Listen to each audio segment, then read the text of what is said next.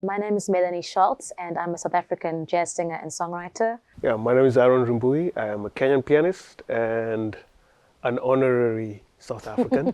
We're here celebrating 30 years of democracy in South Africa through music and reflecting on the life and music of the icon Miriam Makeba.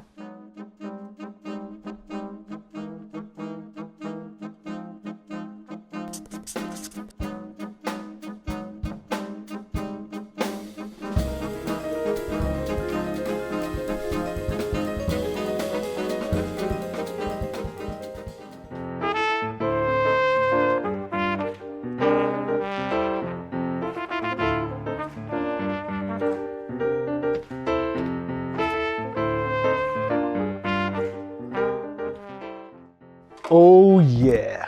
Yes.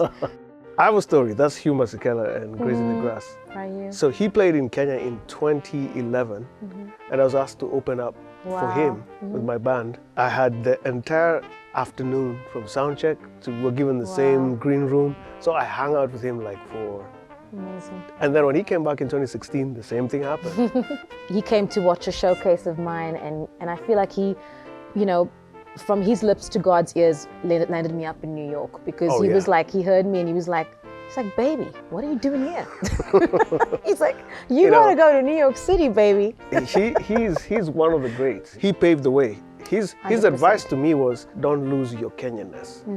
It's like, not at all. Like, and to date, that's like, for sure. Play all the other music, but don't lose your culture. You know? Yeah, I felt so proud and so happy that, you know, he'd said to me like, you know, you're so good, you should hold the flag high somewhere else, because that's really what he did and what Miriam did for all of us as Africans. Grazing the Grass, that's one of his big tunes. Oh yeah. And we play, I've played it many times. Like that influenced so many horn players. For sure. You know, like you can tell that's a Hugh Masekela. He owned that style. Yeah, so, and he had style, you know. If you look at any of his album covers, he kind of was South Africa's Miles Davis, in a way. Just such a mensch, absolutely. Yeah.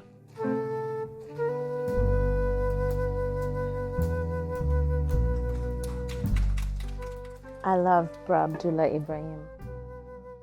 Listening to that just always takes me home, like makes me slightly emotional. I have a lump in my throat, because he just takes Cape Town with him wherever he goes, and all of his music. He takes like church music that's specific to Cape Town, that sound, the way he voices those chords. Yeah. So reverent. It's so incredible. You're just completely arrested. He's got such a magnetism. His sense of melody and voicings that go with the chords, it's perfection. When I started getting into piano playing and checking out the jazz idioms, I was like, which African artists can I listen to? And of course now, South Africa, that's where they all are. So as I get older, I'm getting more into his music. It's more the meditation. And a lot of his music has that church background. And that has carried in his music, and it's become this sound where even the chord structures, you know, those diminished chords that are very gospel. When I think Abdullah Ibrahim, it's intention. The notes are not wasted. Even the way he lifted his hands and the way he placed his hands on the keys, like the gravity of that is just unbelievable, like otherworldly to me. When you're young, the first thing is like to wild out, you know, like you want to play it, you know. But as I've grown older, you want to say something. When you sit there, you want to, it's for the people. That intention for me is Abdullah, man. Classic.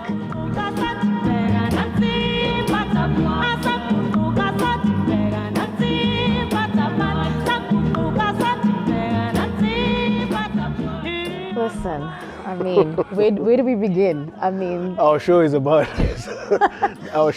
yeah, where do we begin? I mean, a musician and artist who totally understood the power of unifying people through music, you know, and didn't stop until everyone was free, you know, and so brave not to just want the limelight for herself, you know, even though she was absolutely luminously, naturally beautiful. But understood, like, you know, lineage, heritage, like this is who I am, and I want to learn more about other countries in Africa so we could all be together because we're all African. I mean, there are tons of pictures with her and Nelson Mandela, for sure. you know, understanding they both were, you know, fighting for the liberation of South Africa, but in a completely different way. Place, yeah. There's some cultures where the music comes after the dance. So people start doing something and the music comes after. And you could see, like, it's about the moving, the way she's moving up and down.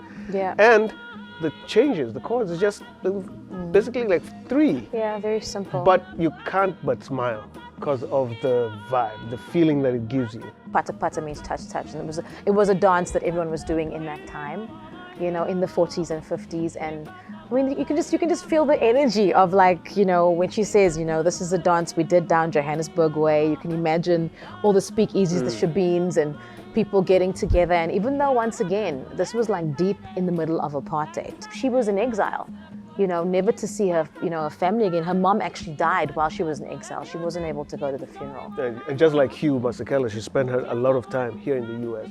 But for them to create this art and music, despite what's going on personally, is just a testament of their resilience, of who they are. Yeah, she is the benchmark for any South African vocalist. Just looking at those dance moves, I mean, Beyonce's got nothing on her. Sorry, Beyonce.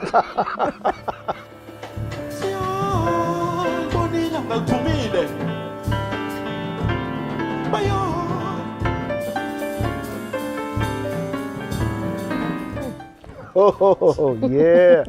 My brother, as a pianist from the continent, is one of the guiding lights right now. You know, the first African to be signed to Blue Note. And that's hearing that, like, you can sense all the culture, the Zulu culture. He calls himself, even doesn't call himself a musician, he calls himself a healer. Yeah. Yeah. Like, well, he's a high priest. Really. Yeah, he's a know. purveyor of the culture, and this is his medium. They kind of started there. They went there. Yeah, they were there already. Like, that's where we're starting, and you can join us, and you can just leave. But Absolutely. We're starting right there. Yeah. And so I think, you know, bringing Mokoetaina into it, you can't not bring in John Coltrane. Yeah. So, you know, because together that whole sound was such a movement. And so I think Ndu definitely, you know, is inspired by that. And then, of course, you can hear the gravity of culture, the gravity of, you know, him being a Zulu man, him, you know, having these strong roots, and you feel that spirituality like Absolutely. you do when you listen to Mokoetaina or John Coltrane. You know, that's what Nduduzo's. And in my music conversations is with about. him, he's pursuing that. It's like he's pursuing the meaning of sound. So for me, he's the guy.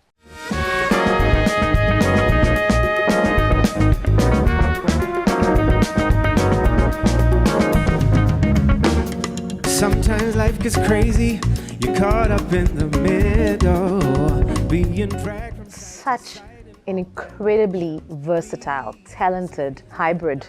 I was always searching for someone that can finish my musical sentence. And so with him, we just finished a record together now, actually. And he is from Botswana, so he's bringing in that extra element of his culture, you know, and it's got a different sound somehow. Very special, unique, modern take on what's happening in South Africa right now. Bokani is from musical pedigree. His father is a great Steve Dyer, who was a great saxophone player. So last year, he was having a series of shows at the Jazz at Lincoln Center. So I was asked to play piano, and I'm seeing Bokani there. I'm like,